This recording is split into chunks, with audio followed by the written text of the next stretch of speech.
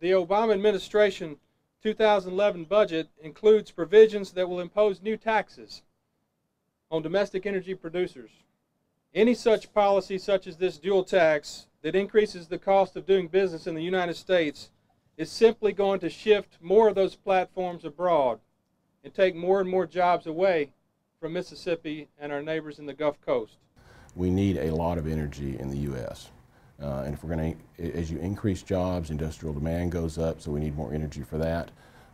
And if those costs go up, the likelihood of creating those additional jobs goes down. So I think in general, higher taxes are not going to be good for the economy, and we're not in that great a shape right now anyway. The economy itself, I think, very much a believer in supply and demand. So if we stop drilling because we don't have as much cash flow to drill with, you're going to see prices increase. Gas and oil because we're importing more gas because we're drilling less. So you got one immediate impact on the economy. The flip side is, you look at the average pay in an oil field job, and it's people work very long hours, they work very hard, they get compensated very well for it. So we start drilling less rigs running, less people needed to follow the rigs. That's going to result in less high-paying jobs, which I can't see how that helps the economy in any form or fashion either. Taxes do have an effect. It causes companies to make decisions to move. It causes companies to make decisions to restructure, to eliminate employees, to restrict activity. So you can't say that taxes don't have an effect. We've seen it.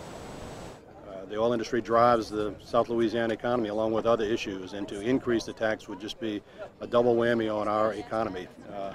And it just adds to the fear that there will be increased taxation, fuels the desire to do something different and pull out of Louisiana, because increased taxation makes it awful attractive to go to some place where the taxes are less.